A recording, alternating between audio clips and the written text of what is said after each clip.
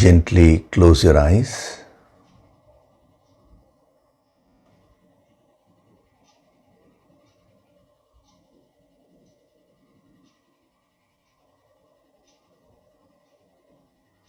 Do deep breathing.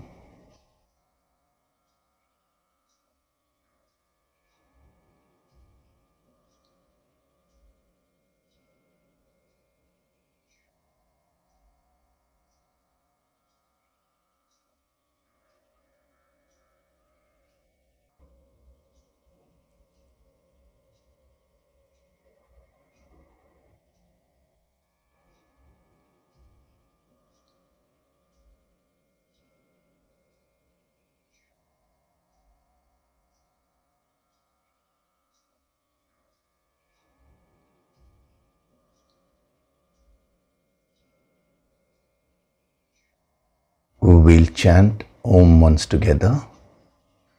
Synchronize the chanting of Om with your exhalation. Breathe in.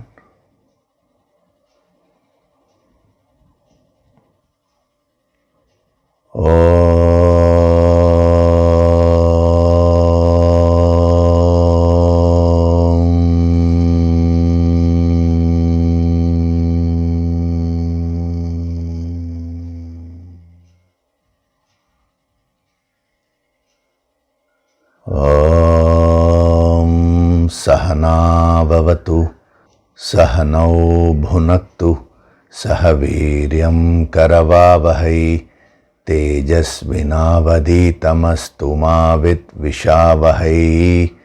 Om Shanti, Shanti, Shanti.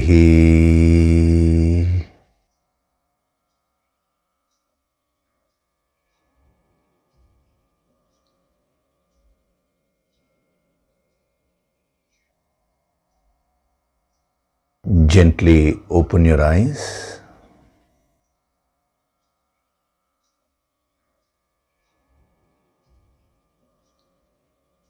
We'll chant from verses 68 to 72 of chapter 2.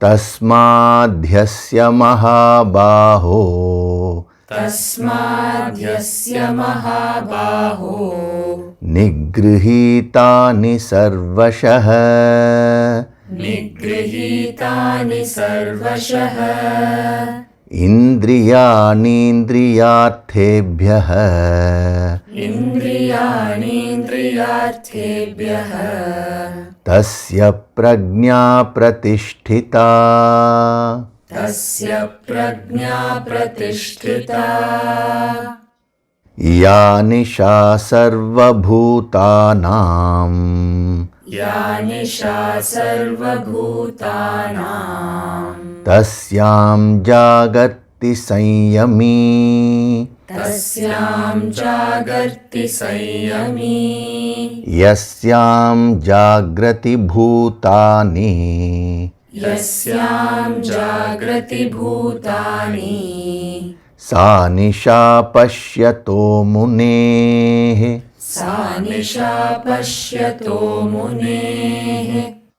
आपूर्यमाणमचल प्रतिष्ठम्, आपूर्यमाणमचलप्रतिष्ठम्, समुद्रमापः प्रविशन्ति यद्वत्, समुद्रमापः प्रविशन्ति यद्वत्, तद्वत् कामायं प्रविशन्ति सर्वे, तद्वत् कामायं प्रविशन्ति सर्वे, स शान्तिमाप्नोति न कामकामी, स शान्तिमाप्नोति न कामकामी, विहाय कामान् यः सर्वान्, विहाय कामान्यः सर्वान्, पुमांश्चरति निःस्पृहः, पुमांश्चरति निःस्पृहः, निर्ममो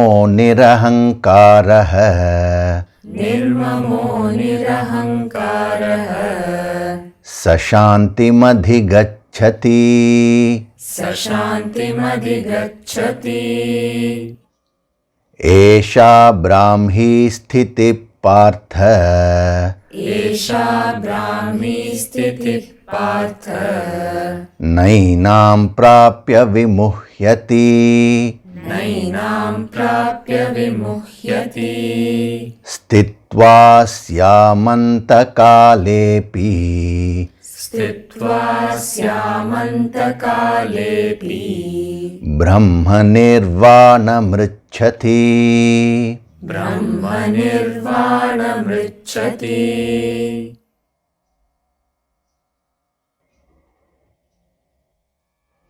Hari Om, and a very good day to all of you. So we are seeing the sadhana of prapya.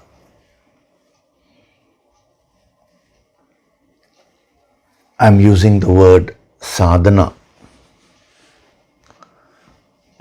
Sadhana means practice.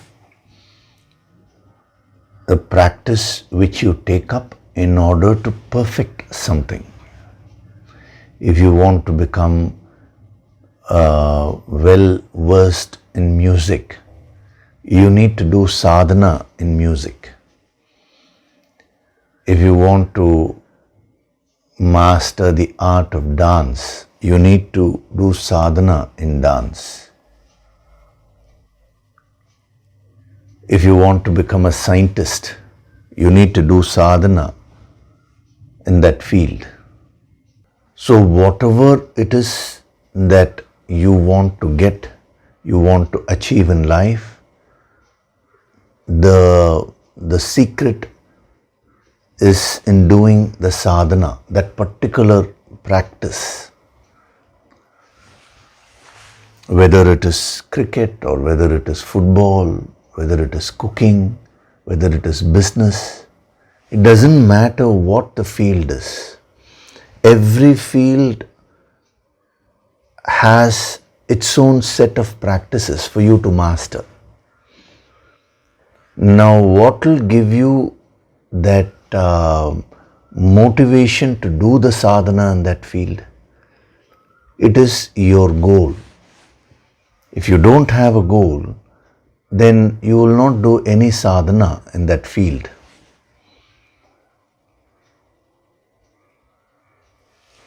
Many people who say, yes, I have, I have fixed a goal and all that, they falter in the second step of sadhana. Some people, they put in a lot of effort, but without any direction, without any goal. They don't think big. So all their efforts, actually the energy of the efforts which they put in gets frittered away. So in the yogic approach, when you adopt the yogic approach in life, you learn to balance these two. You fix goals in life so that they give you a direction. If you don't have any goal, your mind will run helter-skelter. Now don't immediately compare yourself with a Sthita Prajna and say Sthita Prajna has no goal. A Sthita Prajna has no mind also that way. His mind has merged with the universal consciousness. So those rules cannot be applied here. So first thing is fix goals in life. Second is you need to do the necessary practices, the sadhanas. If you are able to successfully combine these two, the goal and the sadhana, then you can achieve anything which you want. That is why I use the word the sadhana of prapya. Sadhana is the main aspect of this yogic approach. Actually, if you see the ancient wisdom, they emphasize so much on this aspect of sadhana. And it is amazing that in spite of all that, people have missed that main message. Most people, I would say 99.9% of the people who get into this wisdom, they get caught up with the words, they get caught up with the intellection, they get caught up with this knowledge part, but they don't focus on the sadhana aspect. What should I practice now in my life? How do I absorb this wisdom, and how do I adapt this wisdom so that my life becomes better, the quality of my life becomes better? And how is it that you're going to improve the quality of your life? It is by improving yourself, improving your mind, bettering your attitude. It is by changing yourself that you bring about a change in your life. So this aspect has been completely neglected. If we merely study, for example, if you take this word prapya, if we merely study this in a scholastic way, a hair-splitting analysis is made about what is this prapya, and we stop with that, then you will become a scholar, but your mind will continue to remain in the same condition. What is the difference between a yogi and a scholar, a pandit? A pandit is one who is focused on the externalities of this wisdom, and he has gained a lot of information, but his mind continues to remain in the same state of agitations. A yogi is one who has focused not on the external aspects of this wisdom, but on the deeper aspects of this wisdom. How do we absorb this and apply it in every aspect of our lives? That is a yogi's focus. So the result of that is that his mind changes for the better. The agitations start going away. The capacity to focus, the capacity to remain calm under any circumstance, that increases. See, the strength of a yogi is in his capacity to retain his level of calmness irrespective of the intensity of the external challenges. That comes when you apply this principle of sadhana. So when it comes to spiritual growth, number one, you need to have a goal. So before we get on to the third chapter, he is fixing this goal in the deeper layers of your mind. Your goal is the ultimate liberation of Brahman, the Brahma Nirvana, to become a Sthita Prajna. Once that goal is fixed, then it is very important that you do your sadhana diligently. The various tips which are given every Sunday is to help you in your sadhana. But you will have to do it. See, it is like, cooking very good dishes, very tasty dishes, and giving it to you. But ultimately you will have to eat them, eat that food. So similarly, so many tips may be given during these Sunday sessions, but ultimately you will have to apply them in your life. A guru is willing to help you right from step 1 to the last step. But you will only have to walk. He cannot do the walking for you. Remember this. So what is this sadhana of prapya? See, the moment we use the word sadhana, the very color of the word changes. It becomes very deep. When we stop with merely saying, what is the meaning of prapya? That is good for a start, but it doesn't take you very deep. Maximum intellectually you may think about it a little bit. But the moment we say what is a sadhana of prapya, now there is so much of depth added. Because it is not enough if you merely understand the different dimensions of sadhana, prapya. The sadhana of prapya means you need to now practice all these in your life. You need to master them in your day-to-day living. That is why you should, I keep on repeating, and become a sadhak, become a sadhak. What is becoming a sadhak?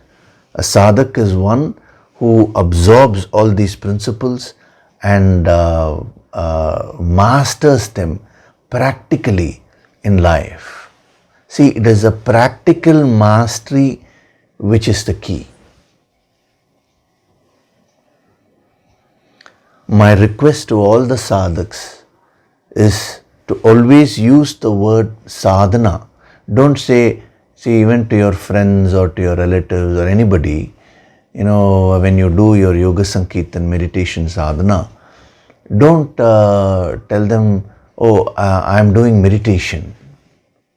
Tell them I am doing sadhana. See, that spirit you need to absorb. The moment you say I am doing meditation, that can always boost your ego. See, remember, real meditation can be done only at an advanced level. Till you reach that level of mastery, it is only a preparation to meditation, because ultimate meditation is total silence.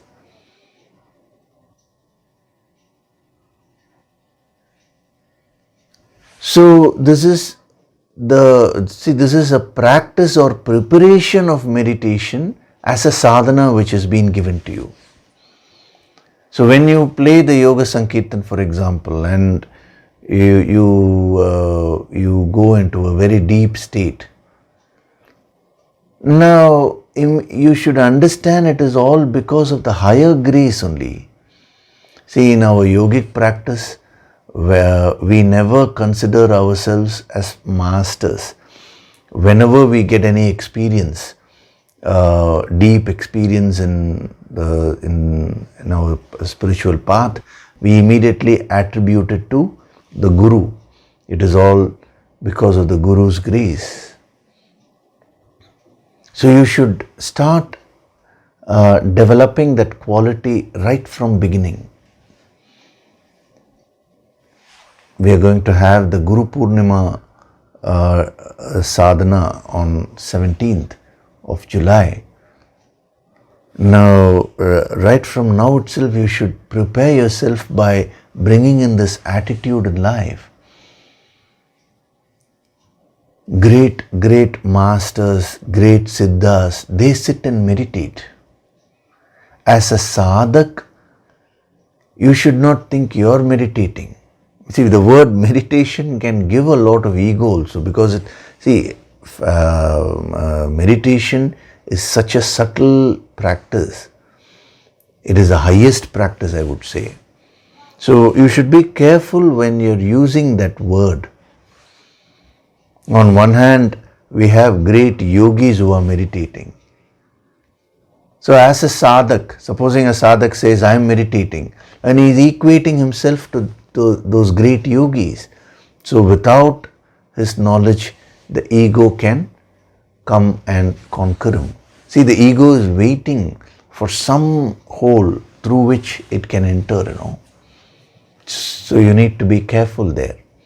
So that is why, as a yogic practice, it is better that you use the word sadhana. Even supposing somebody asks you what sadhana, of course you will have to say Yoga Sankirtan, meditation, sadhana. That is fine, but I'm sure you understand the spirit of what is being said here. All the depth which you experience in your sadhana, the deep silence, wonderful experiences, everything is because of the higher grace, the grace of the Guru, the grace of all the masters. You should never attribute this to yourself.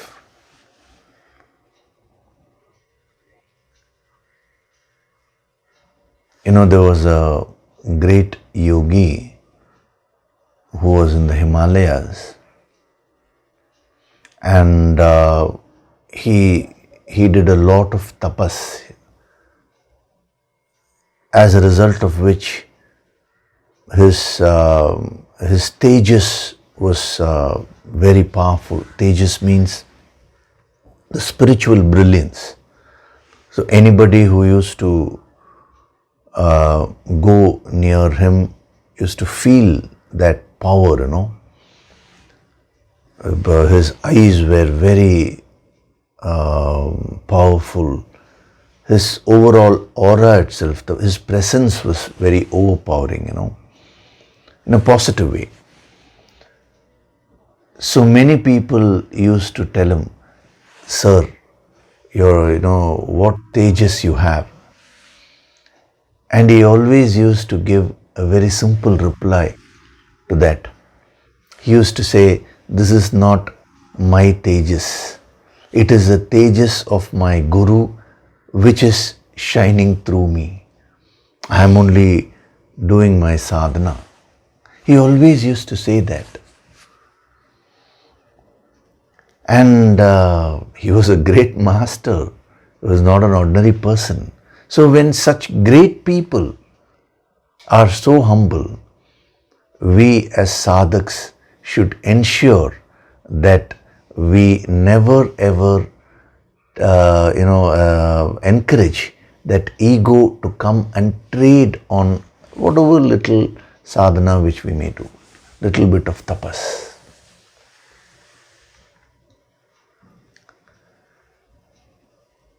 So, prapya, we have been seeing various dimensions of prapya. So as I told you, prapya, this particular word is unique in the sense many self-contradictory opposite dimensions are existing together. So on one hand, prapya means reaching out, putting all the effort to get what you want. On the other hand, prapya means not reaching out, acquiring, getting, obtaining. So if you want to do the sadhana of prapya, now apply these two principles in life. Whatever it is that you want, put in all your efforts in an honest way, in a sincere way to get it.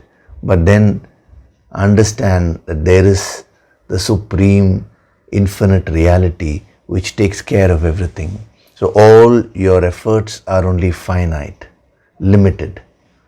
So surrender your fruits, surrender all your efforts to God, to infinite. Then there will be no ego whatsoever. Then there was one more dimension, two more dimensions actually, which were given to you. The prapya means found. So when you find something, it means you're searching for it. Prapya also means met with, as if accidentally you meet with something. So what does that mean?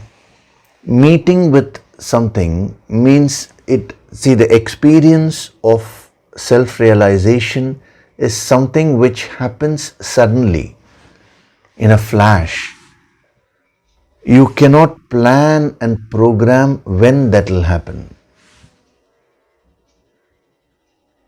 Actually, everything in life is like that only. You can plan your efforts. See, all the time management, your schedule which you're putting, everything is with respect to your efforts. But the final result cannot be exactly timed. You put in all the effort to write a poem, let us say. You go on thinking, now suddenly it will strike you, and when it strikes you, you will go on writing. I'm talking about a person who writes poetry. It's the same thing with composing music also. A person puts in all the effort, but suddenly that flow starts. You cannot pinpoint and say you sit with a harmonium for half an hour, 31st minute, suddenly the tune will strike you. You cannot say that.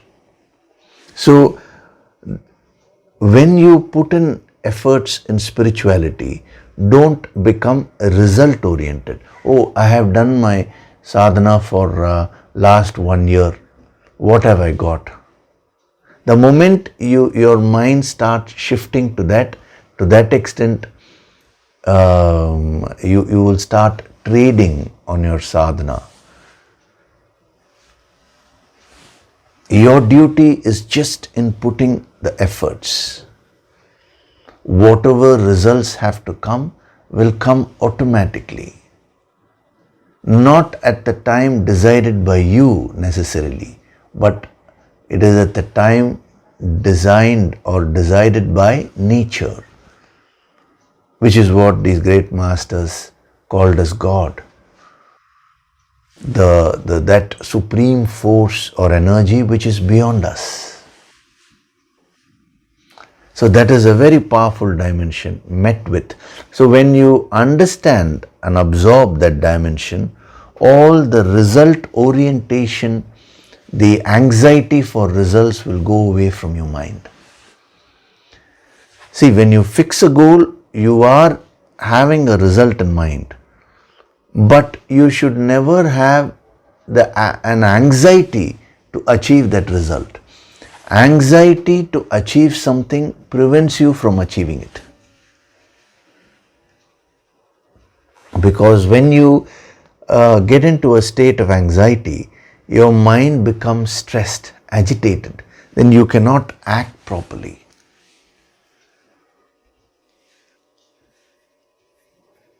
So, met with no anxiety for the future, no anxiety for the results.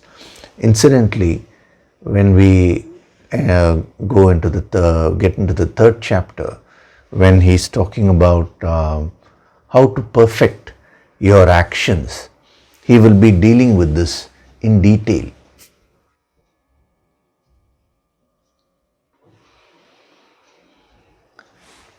The other dimension is, as I said, finding. Finding means you're searching for something. So, spiritual path is all about the quest which you have, which they call as mumukshatva. Actually, all these principles are applicable both at the spiritual level and at the worldly level. In life, you get whatever you seek. And when I am saying seeking, I am not talking about your verbal seeking. Many people, when they have some disease, it could be diabetes, it could be pressure, whatever be the disease, even though verbally they say, oh, I want to get healing, or they go to a doctor and ask for medicines and all that, deep within them, they are seeking that disease. They are unable to even conceive of a state where they are free of that. Somewhere deep within, that self-pity also sets in. It has been observed that many a times when people ask for healing, verbally, externally, when you penetrate and see what is there in the deeper layers of the mind, they actually fall in love with the disease. The self-pity is so enjoyable to start with, but it produces tremendous stress later on.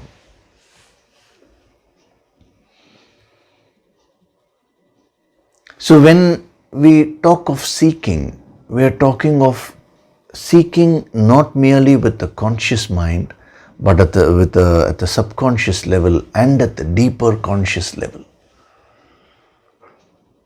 So on one hand you say, I want success, for example. On the other hand, you have a lot of fear at the deeper level. Then through fear, what is it that you're seeking? It is failure. So there is always this dichotomy between what you say externally, what you say verbally, and what you are feeling deep within you. So when you absorb this dimension of prapya, which is seeking and finding, you will break this this dichotomy between your external mind and your inner mind. From the depth of your core, when you seek something, you will get it. No force in this universe can stop you from getting what you want. You yourself are putting an obstacle. And when I say you, I mean your deeper mind.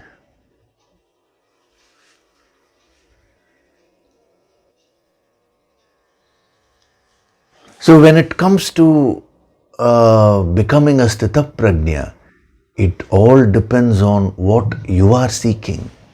The master gives the infinite energy to everyone equally. Now, how much each one absorbs, how much each one receives, that depends on what is the depth of the seeking which each one has. It is like, the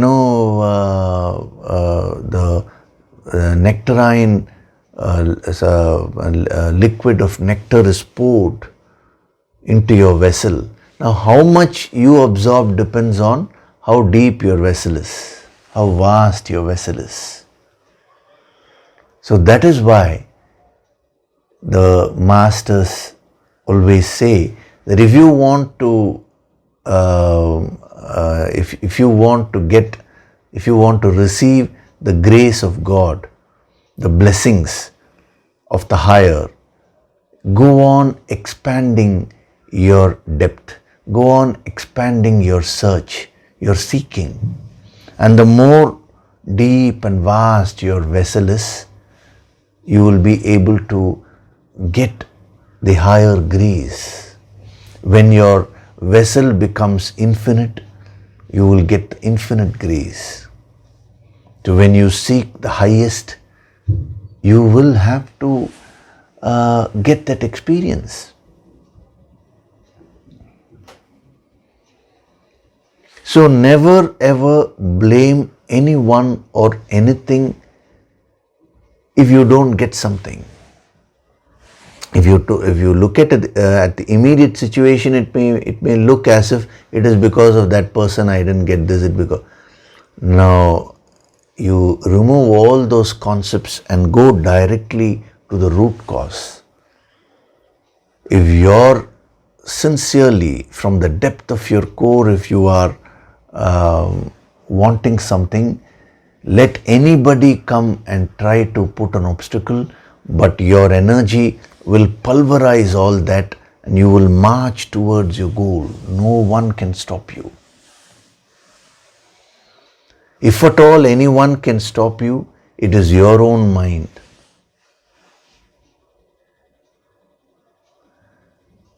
See, there is a saying in spirituality that 60,000 horses cannot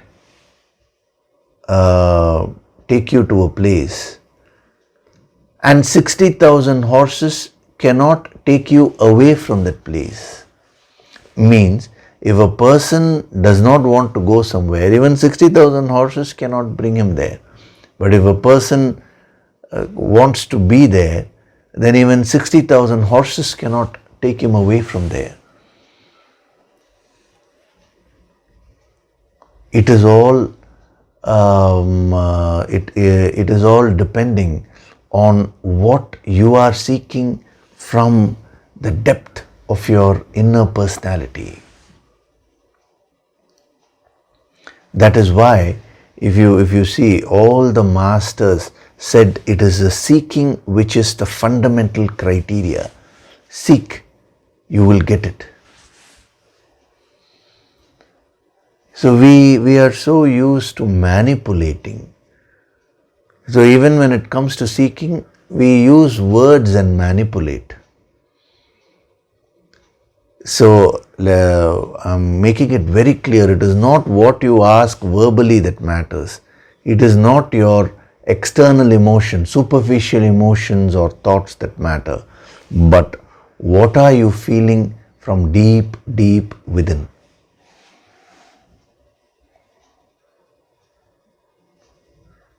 So it is a very powerful dimension, searching. Now, I told you this word prapya is full of contradictions, no? So the moment we talk of searching, you will think the search is outside. Now what is interesting is another dimension of prapya. Prapya means arrived, to come. See, when we talk of search, it means you have to move from wherever you are, go out and search. Generally, that is the understanding. But the next dimension of prapya is you are not going anywhere, but you are arriving, you are coming. So, when it comes to God, the search is not outside. It is actually within. The sadhana is not an external practice. It is an inner transformation. It's a beautiful dimension, arriving or coming. You don't need to go anywhere. Actually, you need to come. You need to get within yourself. You need to arrive. Arrive means wherever you are right now, whatever circumstances you are in right now, whatever you have, your position is best suited for your development, for your spiritual development. If you cannot experience God where you are, wherever you are right now, you cannot experience God elsewhere. That supreme infinite power is right here. Again, looks like a contradiction. On one hand, he says, search. On the other hand, search and find. On the other hand, he says, God is within. This search is not external. The more you think that God is outside you, the farther you're moving away from the infinite, from God. God is not restricted to any particular temple or any particular place of worship. That supreme reality is present everywhere, omnipresent. Sarvatra means everywhere, externally and internally. Merely by changing your place, you cannot find God. It is by opening up the third eye, the jnana chakshu, the eye of wisdom, that you learn to experience that supreme reality which is present everywhere, there and here. Whenever you are seeking God outside, your inner eye is closed, but you are trying to experience God. It will not work. It's only a temporary feeling which you will get. Actually, why all these temples and different practices, external practices? They are all meant to aid you in your inner search. But without understanding the purpose of that, people have started believing that if I want to see God, I have to go to this particular place. There is a person who once told me, he said, I have, in the Vaishnavite tradition, there are 108 Tirtha Stalas, that is sacred places. 108 sacred places where some important temples are there, different forms of Lord Narayana. So he said, sir, I have visited 100 of those places, 8 more. Once I finish that 108, I will get moksha. I will get that ultimate liberation. What a narrow, restrictive concept this is. Lord Narayana represents the infinite.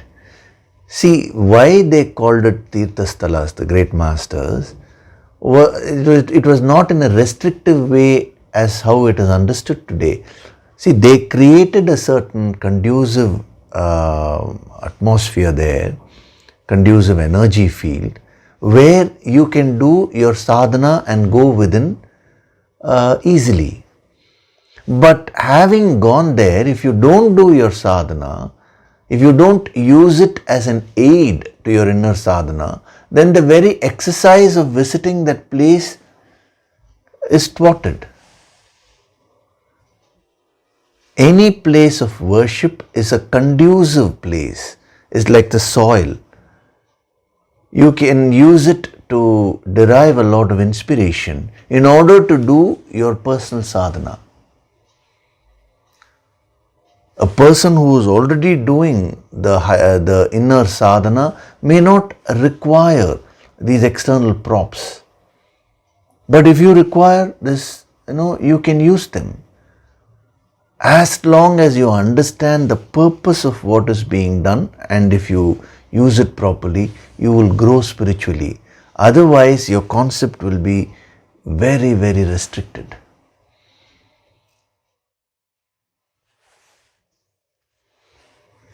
Whether it is it is Lord Shiva, whether it is Lord Narayana, whether it is Shakti, let it be any god, it does not matter.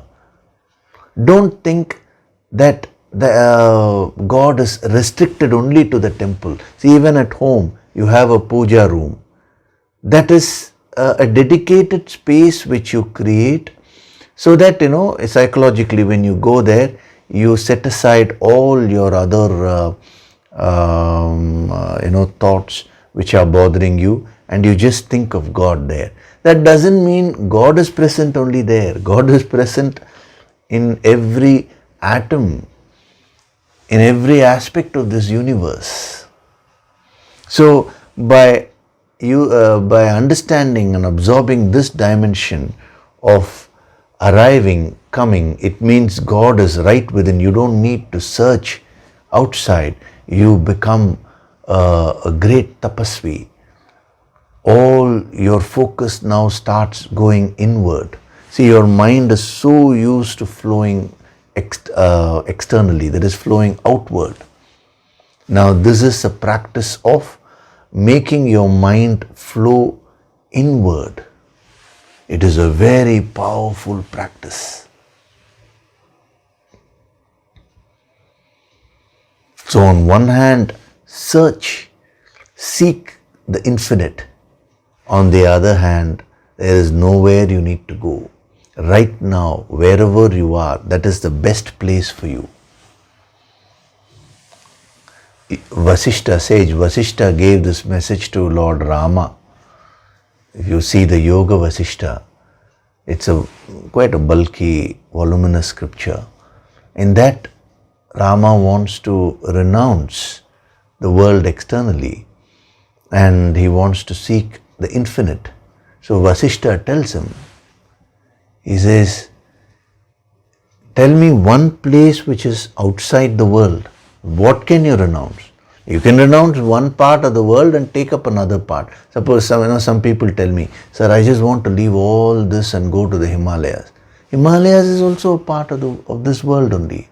And if your mind can get involved in the various worldly things here, even if you go to the Himalayas, there are enough things for you to get distracted with.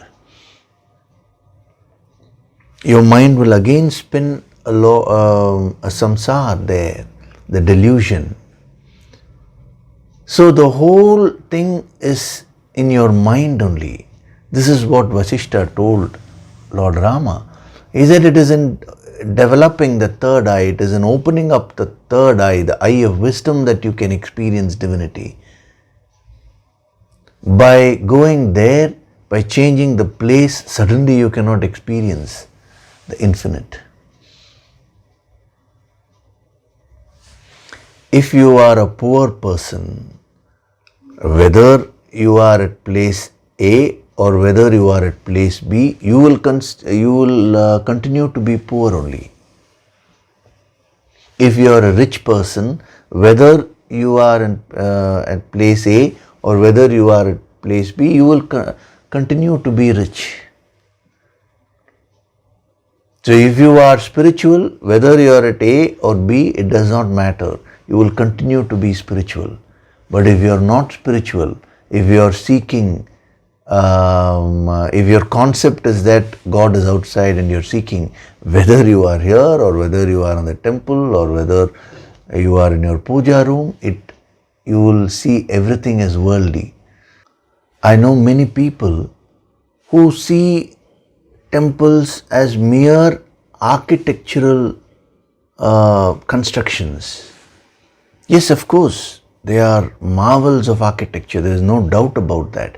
But if you restrict your vision to that, then your very act or the very effort which you are putting in will not give that result where your consciousness is lifted up and you get that infinite experience.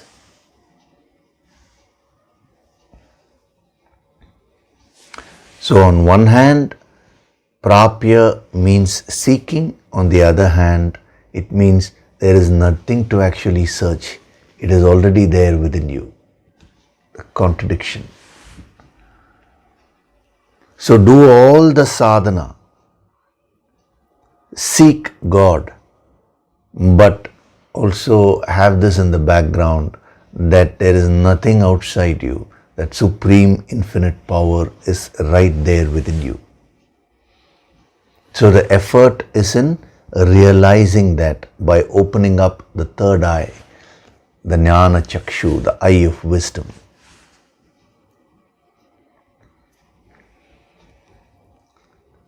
I'll give you a couple of more dimensions which will help you so much. Another dimension of prapya. Prapya means suffering, enduring, having suffered or endured. Now you may wonder, sir, what is this dimension? Why do we need to suffer in life? We always say you should enjoy your life, you should be happy. Now suddenly you're saying prapya means suffering. See, what is the suffering he's talking about? It is the tapas or austerities.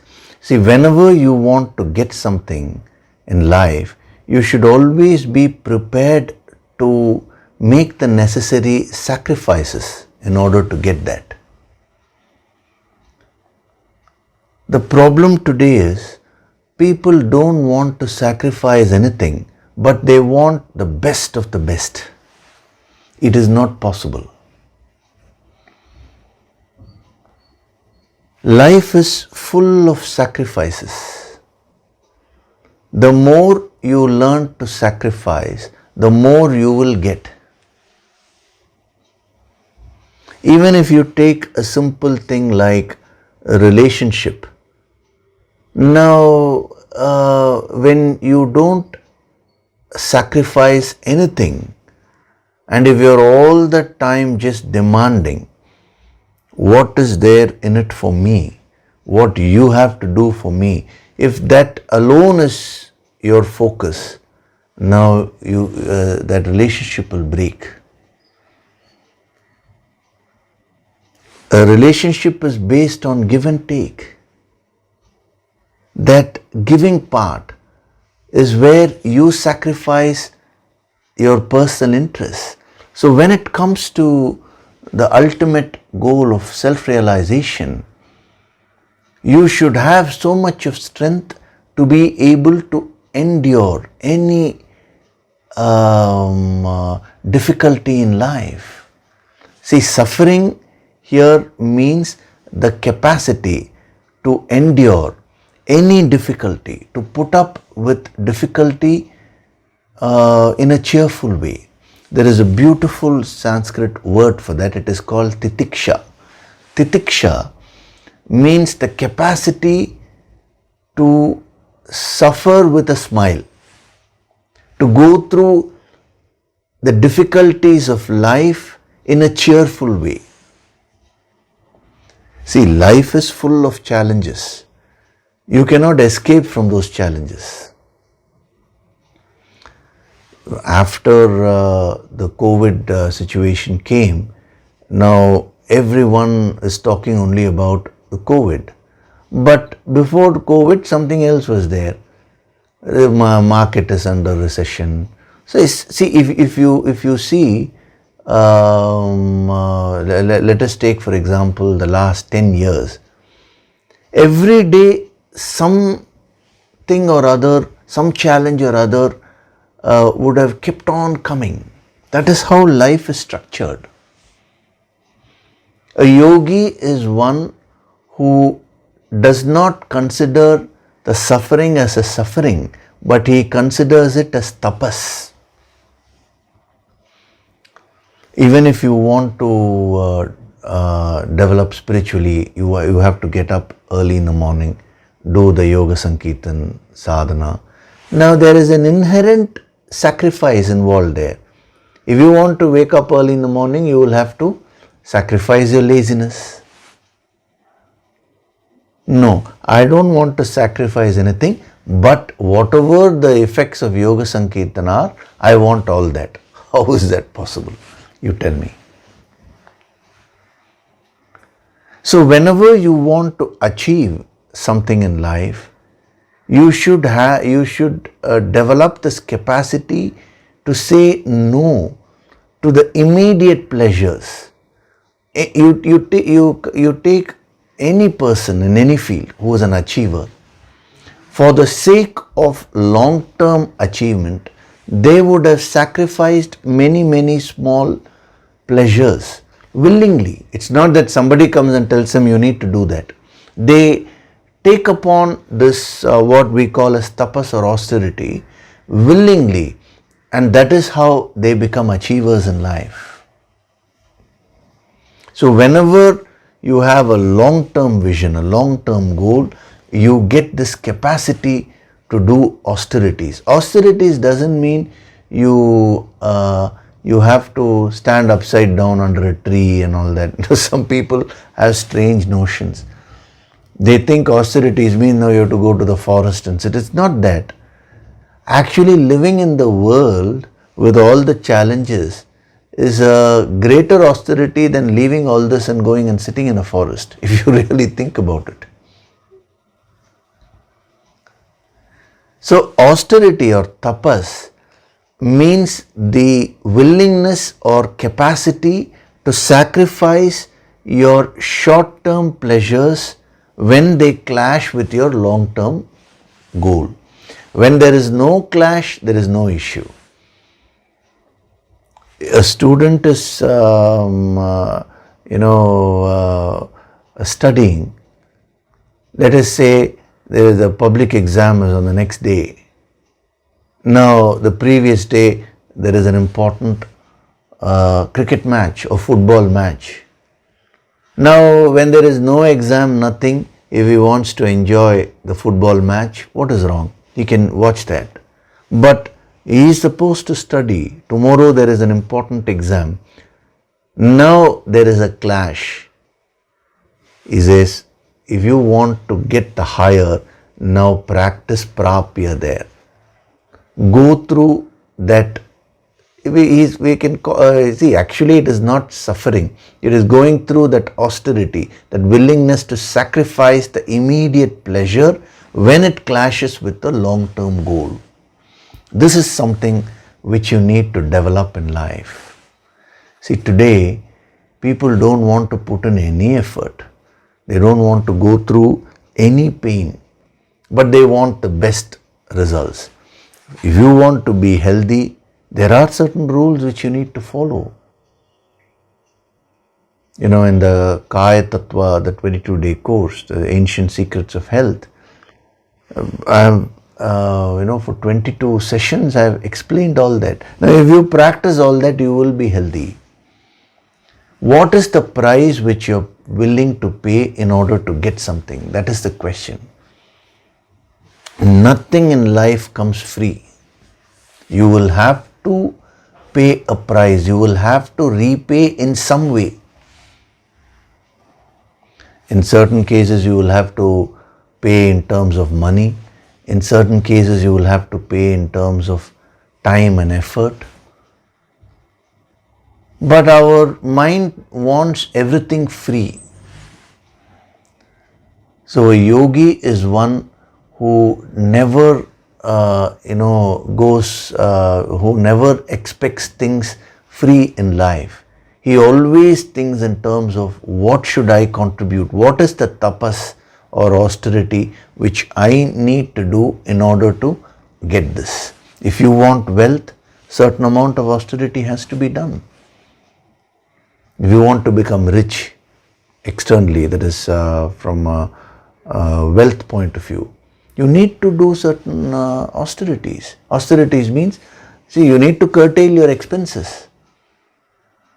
You need to save a certain portion of whatever your earnings are. If you are a spendthrift, if you don't have that capacity to sacrifice those immediate enjoyments, you cannot be rich in the long term.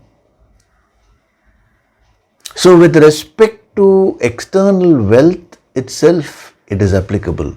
Then how much more would it be applicable with respect to the inner wealth of spirituality? Just imagine.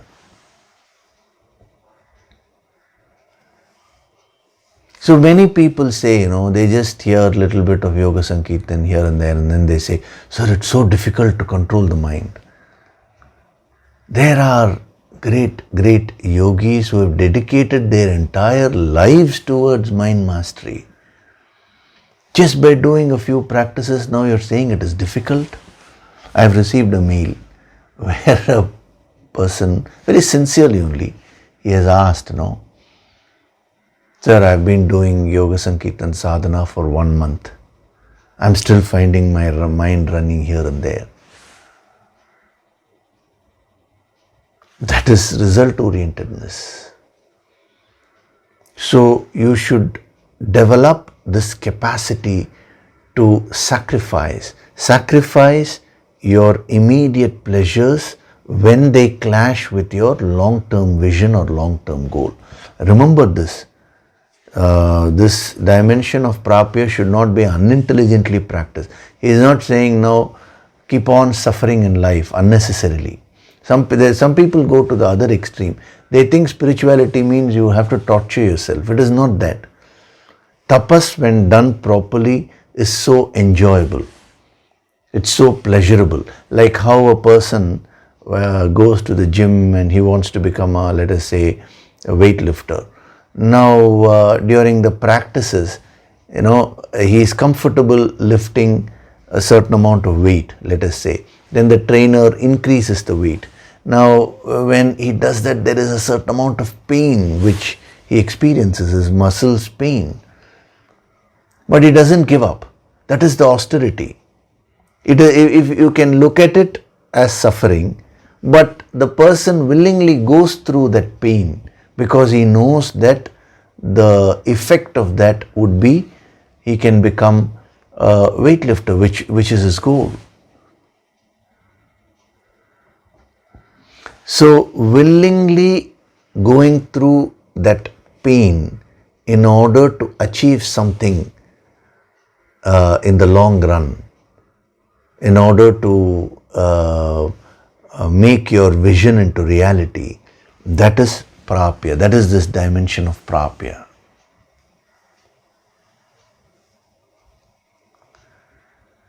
So it is not enough if you say, I have a goal, I want positive things in life. You should practice this dimension. Very powerful. You see, if you practice this, you can literally achieve anything which you want in life. You will become a great achiever. And the most interesting part is, he is also, the word prapya also contains the contradictory dimension to this. Prapya also means completing.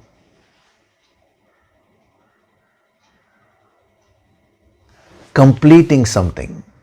See, when he talks of tapas, the enduring aspect, it means you're willing to continue with your efforts forever. No result orientation, all that we saw. But prapya also means completing something. That is the Shraddha which he is talking of, Shraddha Shakti. Shraddha means the capacity which you have to complete something which you take up. See, we generally have the tendency to leave everything halfway.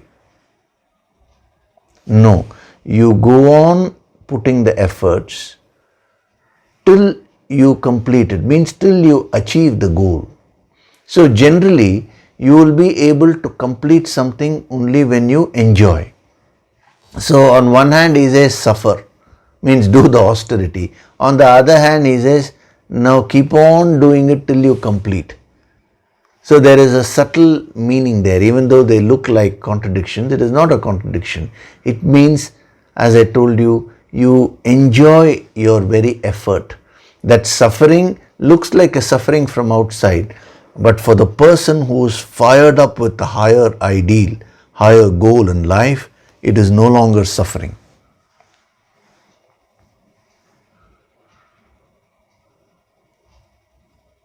For a person who is fired up with the goal of spiritual development, of becoming one with the infinite, getting up in the morning, doing the yoga sankirtan sadhana, doing some physical kriyas, all these things will be so enjoyable that pain itself becomes pleasurable. That is the beauty. So if we combine these two dimensions, we can coin this phrase, pleasurable pain. That is your sadhana. You take up the pain willingly and go through it with a lot of happiness, with a lot of pleasure. Then only you will be able to consistently do that and complete whatever you set out to complete. So the sadhana here is in not leaving things halfway. See, the mind has that tendency, you start something, then you leave it halfway, then you take up something else. I know a person who, if whenever he falls sick, he goes to 10 different doctors. First doctor he goes, then the doctor gives him some medicine. He doesn't follow that properly. Then from there he goes to some other doctor. That person gives something. That also he only partially practices. He keeps on hopping from this person to that person. In spirituality, you have to stick to one path and do it properly. Complete it. When you develop this quality of completing things, completing any task which you take up, then only you will be qualified to reach that state of completeness within you, which is that infinite state of Purnam. Purnam means total, totality, that wholeness. It's a very powerful energy which you create when you learn to complete things. So whether it is your conversation or whether it is your actions, just find out. Just take a list of what all things you need to do in life. I mean, things which, unfinished tasks are there, which you think they need to be done. You will find a big list.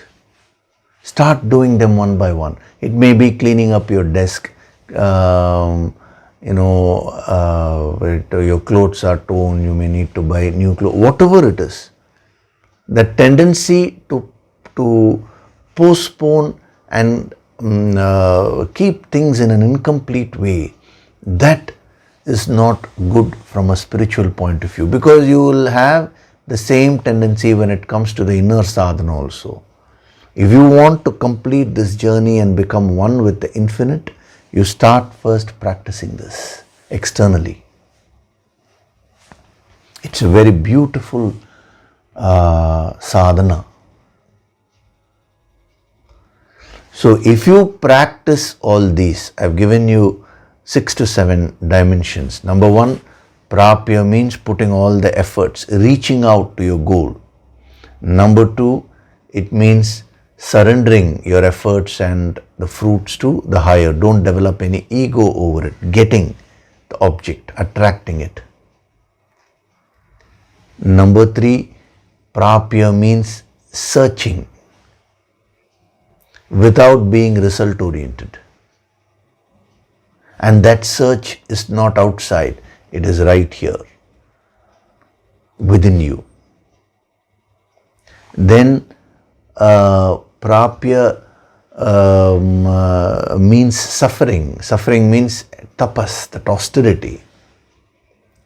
It also means completion. Now for a person who masters all these aspects, he says the final dimension, one more dimension I'll give you. Prapya means won or acquired, which means one means you deserve that. We always say, you get what you deserve, not what you merely desire. Desiring is a first step towards achieving something, but just because you desire something, you will not get it. You have to deserve it. What is that deserving? It is prapya, sadhana of prapya. So when you practice all these dimensions, you become a winner. That's the meaning. One who has won. One means you can accomplish your goals. See, whenever you accomplish your goals, you're a winner. Win here doesn't mean winning over others, in comparison with others, not that. When you fix a goal in life and when you achieve it, you're a winner, you're an achiever. You deserve it. So in spirituality, we through our own efforts, we get into a state where we deserve the highest. We don't keep asking for the highest. As a sadhak, develop that habit. Just don't stand there and keep asking. Instead, do the tapas, do the sadhana. Automatically you will deserve. And when you deserve something, you will get it. Tell me, why would a guru not give you something when you deserve it. That is what a guru is there for, to give this highest wisdom. So he doesn't withhold or he doesn't give. It is you who put an obstacle, and then when you remove the obstacle, you receive everything. Remember this. So we'll stop with this today. Very powerful sadhana of prapya has been given to you. Now reflect on these points and start practicing them in your life. Just pick up one or two dimensions and start practicing them. The other dimensions also will automatically come to you. So just start putting in that efforts. The mastering the sadhana of prapya is so important in your life. That's why I spent a little bit of time on that. When things are going very tough externally, what should you do? Just take refuge in the sadhana of prapya. It is a question of time only. Sometimes certain obstacles may come in your way, but no one can stop you from reaching your goal provided you do the sadhana of prapya.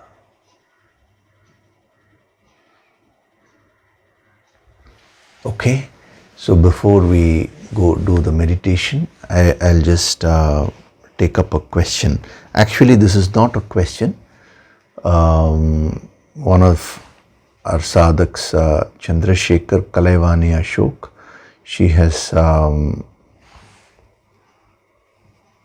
put her points in the comment section in the YouTube.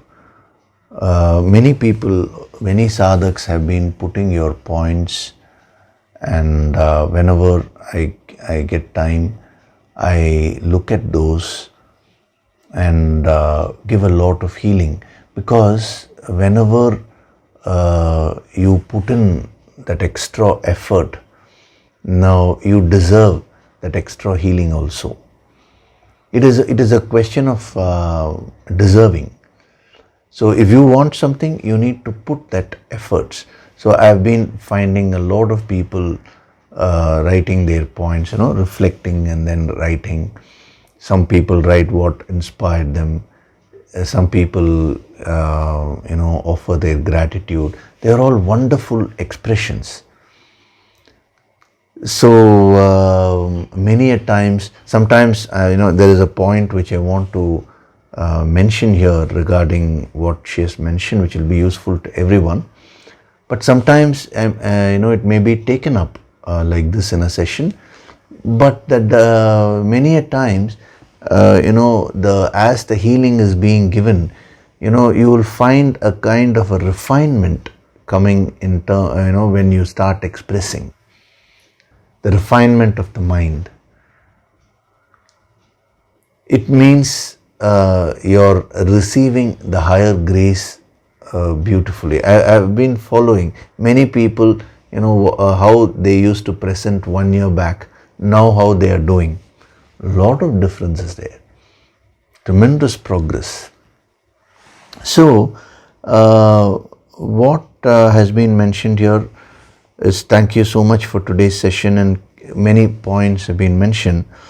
Now, I'm not getting into all the points. There is only one point which I want to caution you on all the sadhaks.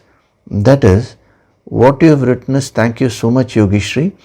If I may state that Swadhyaya has been a natural habit for me, and just 2 days back, I've been analyzing my state and looking at some of the positive qualities that I have developed. Instantly, I started praying to the divine, seeking for help, not to develop an ego over these qualities that I have acquired. So prior to this, I have never prayed like this before. It relates so much to what is being taught in the lesson today. Thank you so much for the revelation, Yogishri. Pranams. So you have written it with such a wonderful bhavana. That is why I wanted to just point out a small danger. That is, whenever you're praying, it is better to avoid these kinds of prayers like, I should not develop ego. Give me the strength so that I don't develop ego. Give me the strength so that I don't develop anger. You have not mentioned anger, but some other person has mentioned that. So whenever you pray, it should always be in a positive language, not negating something negative. Remember this. Supposing you have fear, you should not pray, I should overcome fear. You should always put it in the positive way. You should start thinking the opposite. What is the opposite of fear? Confidence. I pray that I get the strength to be confident. Then that you will start visualizing. So when see, as a statement of instruction, it is said, don't develop ego. But when you're seeking, when you're praying, always pray in terms of positive terms. So what is the opposite of not having ego? Suppose you can condense it and say the state of Sthita Prajna in your own way. So imagine what is the opposite of that and use that word and say, give me that energy, give me that strength to develop that quality. Then your prayer will become fruitful. It's a very subtle practice. Since you so sincerely put your points, it is my duty to explain this to you. So all the sadhaks can make a note of that. Whenever you pray, whenever you fix goals, let it not be in terms of negating something negative. Even when you are asking for healing, I want my diabetes to go, I want my knee pain to go.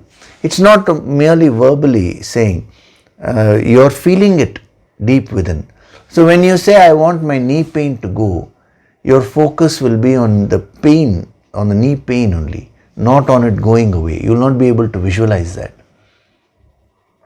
Instead, you can say, I want to be healthy. I want my knees to be strong. I want to walk and run. Something like that. So whenever you pray in positive terms. That will become a reality for you in your life. So in a very innocent way, you put it, even though your intention is correct, but this is meant for a practice. Why do you need to pray for strength to not to develop ego when it is not there today? In case I develop ego, give me strength. It amounts to saying that. If and when the ego comes, how to handle it. That's what all these tips are being given. So practice these. But when it comes to prayer, always pray in positive terms. Okay? This is a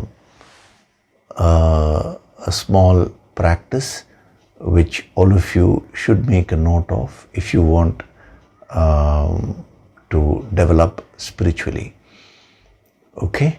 So now we'll do the meditation. Gently close your eyes.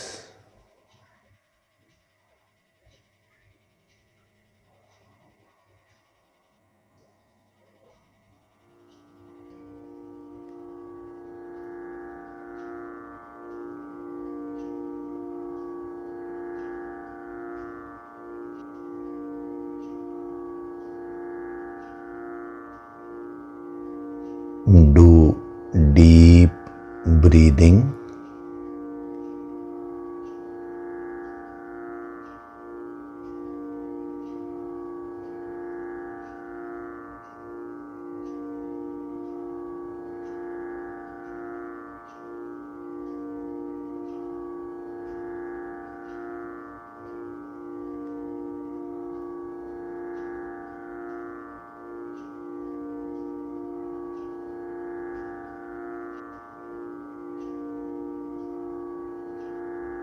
Let go of all your stress, all your worries and anxieties. and relax completely.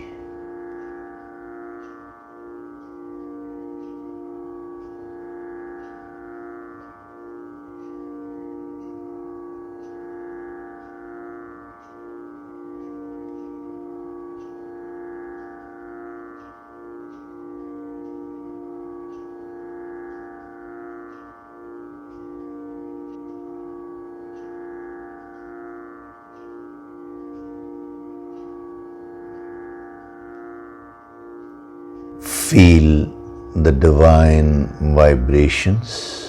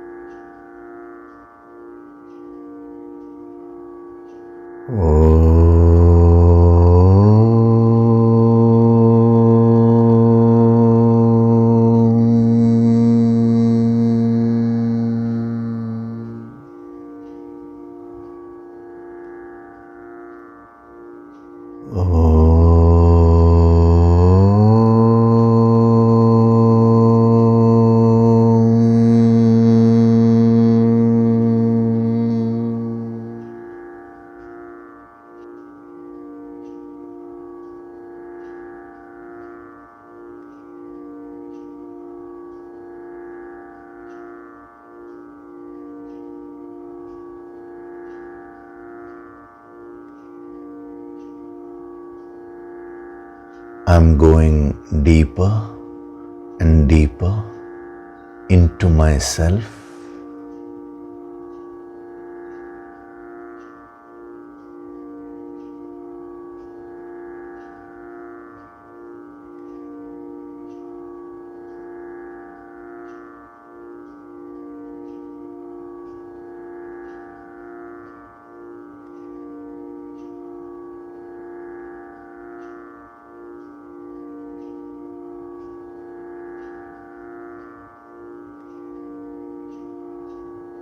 That infinite God principle is lying right within me.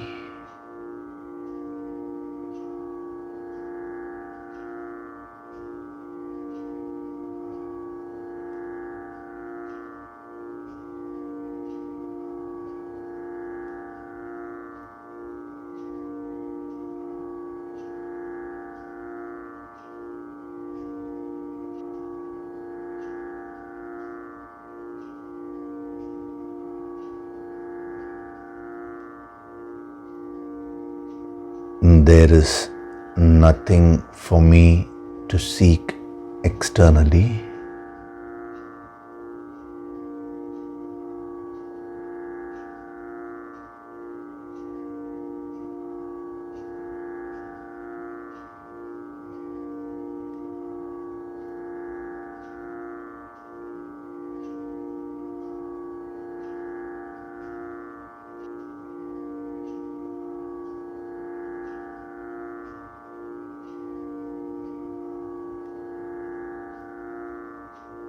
I am one with that supreme reality.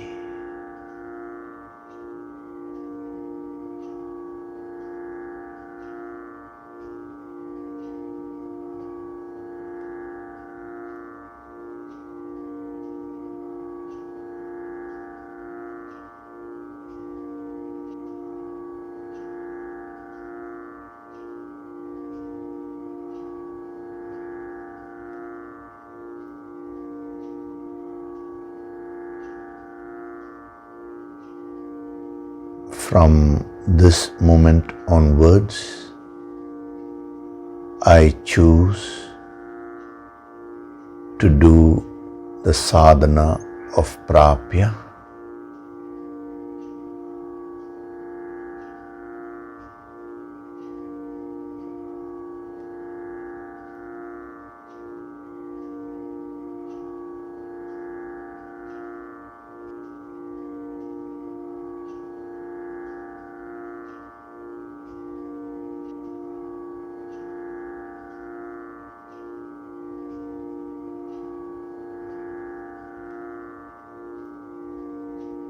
I am Swayam Prakashit, self-illuminating.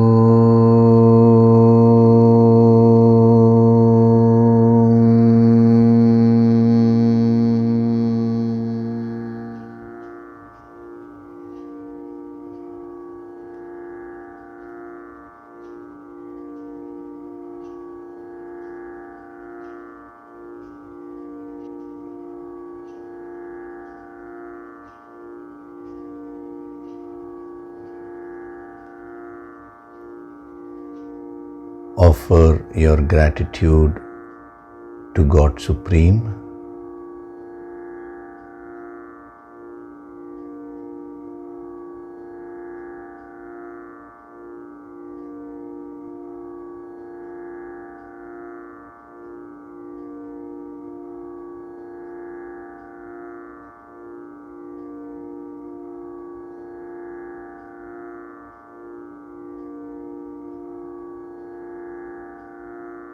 Offer your gratitude to your Guru and all the holy masters.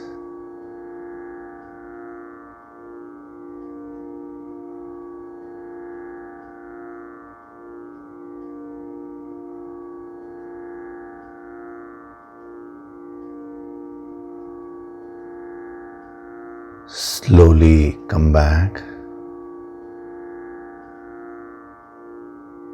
Wriggle your fingers, your toes, rub your palms together to create a warmth.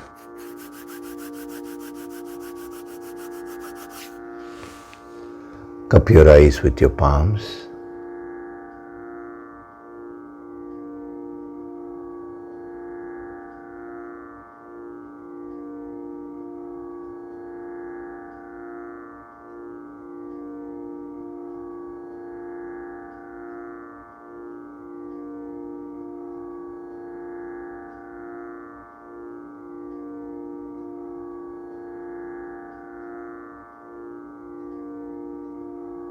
Gently rub your eyes, cheeks, forehead, top of the head, back of the head and neck.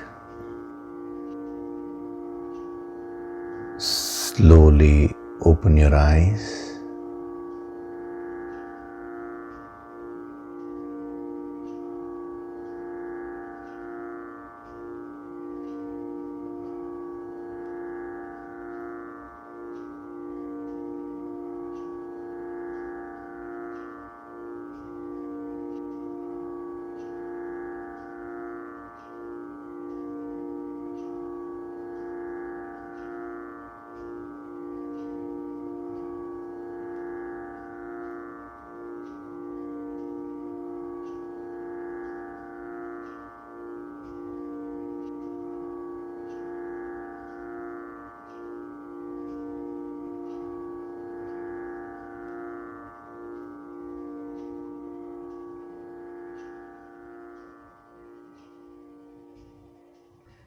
Welcome back.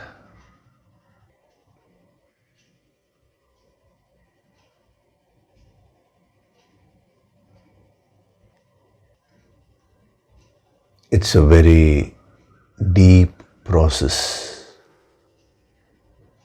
This process of the internal search.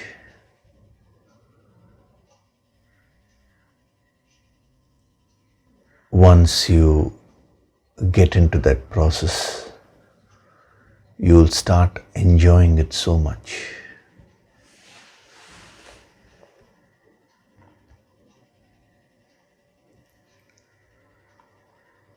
You have the capacity to fulfill all your goals in life. Just absorb the sadhana of prapya. Start becoming clear about what you want. Write down your goals. See, all these sessions are also a preparation for the Guru Poornima, intense meditation and healing session which we are going to have on 17th. So when you start writing down your goals, let your goals be positive, and from your heart feel them and write them with the intensive sadhana, meditation sadhana of Guru Poornima. All your goals will start fructifying in your life. And when they fructify, don't take the credit on yourself. Always praise the glory of the higher. So, from today itself, start writing down your goals and start becoming clear. That itself is a preparation. It's a necessary preparation to receive the higher grace during the Guru Poornima special meditation and healing session. I'm going to invoke a lot of higher Shakti. So when you also prepare and come, you will be able to receive maximum. Okay? So we'll see each other in the next session. Thank you very much. Hari Om.